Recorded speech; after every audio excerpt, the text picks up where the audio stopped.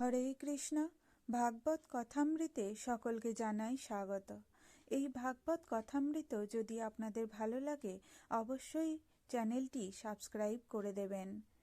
ভিডিওটি স্কিপ না করে পুরোটা শুনুন, আশা করি ভালো লাগবে। হরে কৃষ্ণ, হরি বল। জনিতায় আজ 16 ডিসেম্বর 2025 মঙ্গলবার। প্রতিদিনের অনলাইন সৎসঙ্গ শুরু করার আগে আমি আমার গুরুপাদ পদ্মের শ্রীচরণে ঐতুকি ভক্তি প্রার্থনা করি। ভক্তি সিদ্ধান্ত সরস্বতী গোস্বামী প্রভুপাদের শ্রীচরণান্তিকে শতকোটি ভক্তিপূর্ণ প্রণাম জানাই।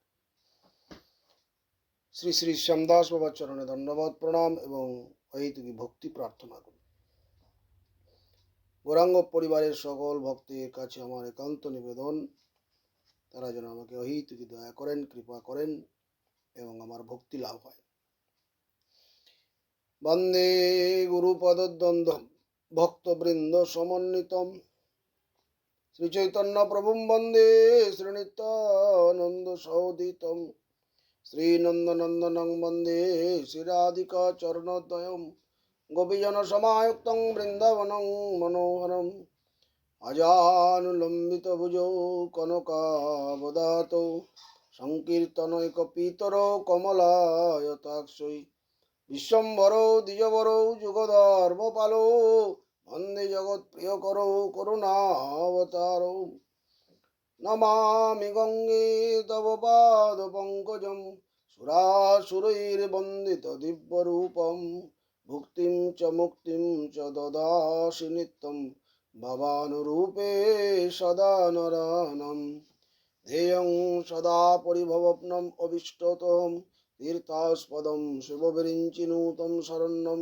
প্রণতপালম ভবাব্দিপোতম বন্দে মহাপুরুষতে চরণারবিন্দম ভাগীশযস্য বদনে লক্ষ্মীর্যস্য চ বক্ষসি যস্যস্তেদ সংবিত্তম নিঃসঙ্গমহং ভজে গঙ্গা তরঙ্গ রমণীয় জটা কলাপম গৌরী নিরন্তর বিভূষিত বাম ভাগম নারায়ণ প্রিয় মনঙ্গমদাপহারম বারাণসী পুরপতি ভজ বিশ্বনাথম শ্রীকৃষ্ণ চৈতন্য প্রভু নিত্যানন্দ শ্রী অদ্বৈত গদাধর শিবাসাদি গৌর ভক্ত বৃন্দ জয় রূপ সনাতন ভট্ট রঘুনাথ শ্রীজীব গোপাল ভট্ট দাস রঘুনাথ নারায়ণং নমস্কৃত্যং নরং চৈব নরোত্তমং দেবীং সরস্বতীং ব্যাসং ততো জয়মুদীরয়েৎ।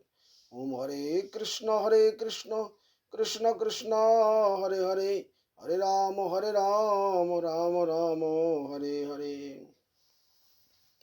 গৌরী গোষ্ঠীপতি ভক্তি সিদ্ধান্ত সরস্বতী ঠাকুর প্রভুপাদ পরমহংস জগৎগুরু জানিয়েছেন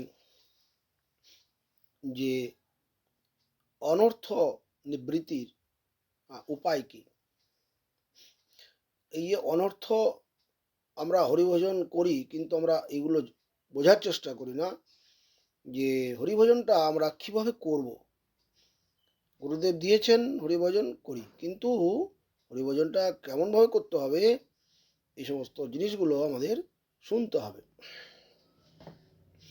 যদি আমরা কেউ মনে করি আমরা শুনবো না ভগবানের কথা, আমরা নাম করব, ভগবানকে ডাকবো, হবে না, কোনো দিন হবে না। আস্তে আস্তে ধীরে ধীরে আমরা শক্তি থেকে, যে শক্তি গুরুদেব দিয়েছেন সেই শক্তিটা আস্তে আস্তে হারিয়ে যাবে। এই জন্যই ভগবানের কথা শুনতে হবে। এই প্রভুপাদের উপদেশ আমাদেরকে প্রতিদিন শুনতে হবে। পাঠ করার থেকে শ্রবণটা আরো ভালো। তো প্রভুপাদ বলছেন যে এই যে অনর্থ, আমাদের হৃদয়ে যে কত অনর্থ আছে, কত প্রকারের অনর্থ, এগুলো আমরা বুঝতে পারি না, নিজে নিজে বোঝা যায় না। এই জন্যই সাধু সঙ্গের প্রয়োজন হয়। সাধু সঙ্গে থাকলে সাধু সেগুলো ধরিয়ে দেন। প্রকৃত সাধু, যিনি প্রকৃত সাধু তিনি ধরিয়ে দেন। আর যিনি প্রকৃত সাধু নন তিনি আমাকে বাহবা দিয়ে ঘর পাঠিয়ে দেবেন। তুমি খুব ভালো, তুমি অনেক মঠের সেবা করেছো, তোমার মতো সেবক হয় না, এরকমভাবে তিনি ঠকিয়ে দেবেন আমাকে। আমি বুঝতে পারি না, আমি তো বদ্ধজীব, আমার অজ্ঞান, আমি মূর্খ, আমি বুঝতে পারি না। এই জন্যেই বলছেন প্রভুপাদ, হরিভজন যদি না করা হয় জীব কর্মী জ্ঞানী অন্যাভিলাষ হয়ে যায়। এই জন্য সর্বদা ভগবানকে মহামন্ত্র উচ্চারণ করে করে ডাকতে বলছেন, একটু জোরে মহামন্ত্র উচ্চারণ করে করে, আস্তে আস্তে নয়, একটু উচ্চারণ করে করে ডাকতে বলছেন প্রভুপাদ। আর যথাসংখ্যা নির্বন্ধ, নির্বন্ধ মানে হচ্ছে নির্দিষ্ট সংখ্যক নাম, যতটা নাম আমার গুরুদেব বলেছেন সংখ্যা নাম, যতটা সম্ভব প্রতিদিন সেই নিয়ম করে সেই নামটা করা কথা প্রভুপাদ বলছেন। তাতে কি হয়, অনর্থটা নিবৃত্তি হয়, অনর্থ নিবৃত্তি হয়। আস্তে আস্তে কি হয়, জাড্য আলস্য এসব শরীরকে আমাদের হৃদয়ের মধ্যে বসে আছে যেগুলো, সেগুলো সব আস্তে আস্তে পালিয়ে যায়। আর নিরপরাধে হরিনাম যদি হয় তাহলে তবেই কিন্তু সিদ্ধি আমাদের আসবে, নতুবা অপরাধযুক্ত হয়ে যদি নাম করি তাহলে কিন্তু সিদ্ধি লাভ হবে না। আমরা যে কাজের জন্য করছি, যেটার জন্যে, সেটা প্রাপ্ত হতে পারবো না। এই জন্যই নিরপরাধে নাম লইলে পাই প্রেমধন বলা আছে শাস্ত্রে। আমরা প্রভুপাদ বলছেন কিভাবে আমরা থাকবো, ভজন করব, ভজন করে আমরা কিভাবে জীবনযাপন করব, থাকবো কিভাবে। প্রভুপাদ বলছেন গ্রাম্য কথা, এই যে গ্রাম্য কথা, কত লোক কত কথা বলে গ্রাম্য কথা, সেগুলো আমাকে কান দিলে চলবে না, আমি অন্যমনস্ক। সেই কথায় আমাকে যদি আমি কান দিই তাহলে আমার কি হবে, আস্তে আস্তে ভজনে অনেক বাধা বিপত্তি আসবে, আমার ভজনটা সঠিক হবে না। এই জন্য আমার ইচ্ছা নেই, কিন্তু আমাকে শুনতে হয় সেগুলো গ্রাম্য কথা। এই যদি গ্রাম্য কথার শোনার ইচ্ছা থাকে তাহলে কিন্তু আমাদের ভজন হবে না। মহাপ্রভু বলে দিয়েছেন, জগতের বহির্মুখ যারা লোক তাদেরকে সম্মান দিতে বলেছেন। যারা বহির্মুখ কৃষ্ণ ভজন করে না তাদেরকে দেখাতে হবে না যে আমি কৃষ্ণ ভজন করি, এরকম নয়, তাদেরকে সম্মান দিতে হবে। যারা সম্মান চায়, বহির্জগতের লোক সম্মান চায়, প্রতিষ্ঠা চায়, তাদেরকে সম্মান দিতে হবে। আর অন্তরে কিন্তু আমাকে তাদের যে পথ সেটা আমাকে চিন্তা করলে হবে না, তারা যেটা বলতে আসছে সেটা আমাকে কিন্তু শুনলে হবে না। তাদেরকে সম্মান দিয়ে বাহবা দিয়ে তাদেরকে বিদায় করতে হবে। এটা খুব চাতুরীর সঙ্গে কৃষ্ণ ভজন করতে হয়। তাদের ব্যবহারটা আমাকে আদর করলে চলবে না। আর শরণাগতি, প্রার্থনা, প্রেমভক্তি চন্দ্র ইত্যাদি গ্রন্থ, এগুলো সব আলোচনা করতে হবে। আর শাস্ত্রীয় সাধুসঙ্গই ভালো, প্রভুপাদ বলছেন। শাস্ত্রীয় সাধুসঙ্গ মানে শাস্ত্র প্রতিদিন অনুশীলন, এইরূপ সাধুসঙ্গটা ভালো। পরে ভজন শিক্ষার জন্য সাধুসঙ্গ প্রয়োজন, ডাইরেক্ট সাধুসঙ্গ প্রয়োজন ভজন শিক্ষার জন্য। আর প্রভুপাদ কি বলছেন, তৃণাদ বিশ্ব নিচতা কাকে বলে।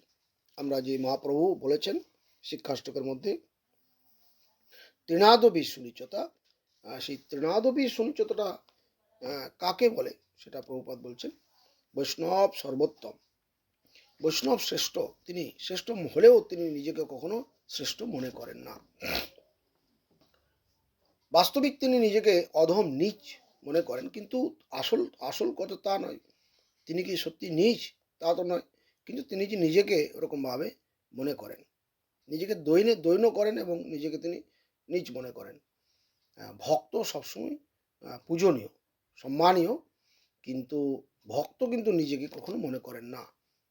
এই জন্য নীচ শব্দটা ব্যবহার নাই, সুনীচ শব্দের অর্থের প্রয়োগ। তিনাদবি সুনীচেন, নীচ শব্দটা ব্যবহার করা হয় নাই।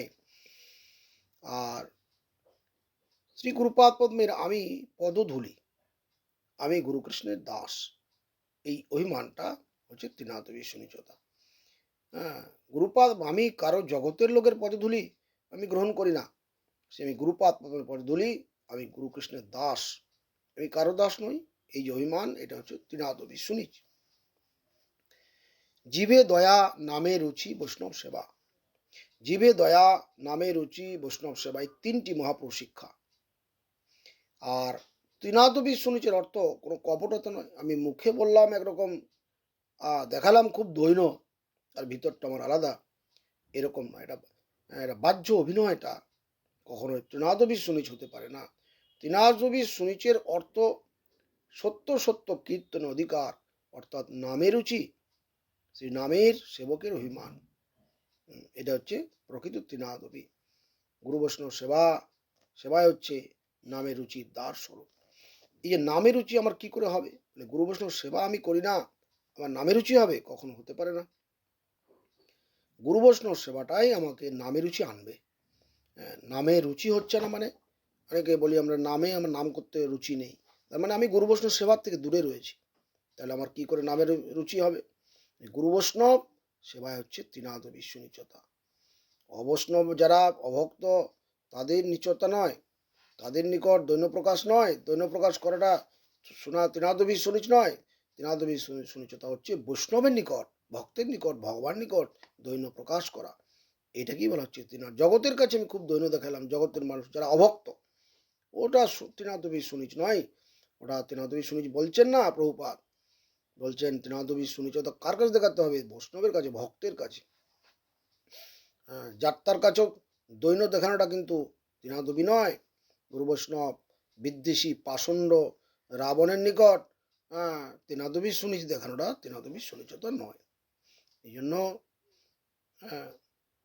কীর্তন অধিকার নামে রুচি হয় না যতক্ষণ পর্যন্ত আমার বৈষ্ণবের নিকট গমন না হয়, ত্রিনাদবী সুনিচতা না আমি অন্তরের মধ্যে না ভাবি। রামভক্ত হনুমানজির লঙ্কাকে পুড়িয়ে দিয়েছিল, ছাই করে দিয়েছিল, এটা হনুমানের হচ্ছে ত্রিনাদ বিশ্বনিচতা। এটা তার দম্ভ অহংকার নয়, এটা দম্ভ নয়, এটা ভগবানের, হনুমান রামের জন্য, তিনি ভগবানের জন্য সেবক, তিনি লঙ্কা দহন করেছেন। এটা হচ্ছে প্রকৃত ত্রিনাদ বিশ্বনিচতা। বৈষ্ণবকে কেউ গালাগালি দিল, আমি চুপ করে থাকলাম, এটা ত্রিনাদ বিশ্বনিচ নয়। সঙ্গে সঙ্গে তার প্রতিবাদ করা উচিত। এটাকে বলা হচ্ছে ত্রিনাদ বিশ্বনিচ। এই সমস্ত যে অর্থগুলো শাস্ত্রের এত এত সূক্ষ্মাতি সূক্ষ্ম বিচার, সেগুলো গুরু বৈষ্ণবের কাছে শুনতে হবে। শুনে হৃদয়ে রাখলে তবেই আমরা ভক্তিপথে অগ্রসর হতে পারবো, ধীরে ধীরে, একদিনে নয়, আস্তে আস্তে, শনৈ শনৈ। আজকে এই পর্যন্তই। বাঞ্ছা কল্পতরুভ্যশ্চ কৃপা সিন্ধু ভৈবচ পতিতানাং পাবনেভ্যো বৈষ্ণবেভ্যো নমঃ। হরে কৃষ্ণ। বহুত বহুত ধন্যবাদ। ভিডিওটি ভালো লাগলে অবশ্যই কমেন্টে জানাবেন।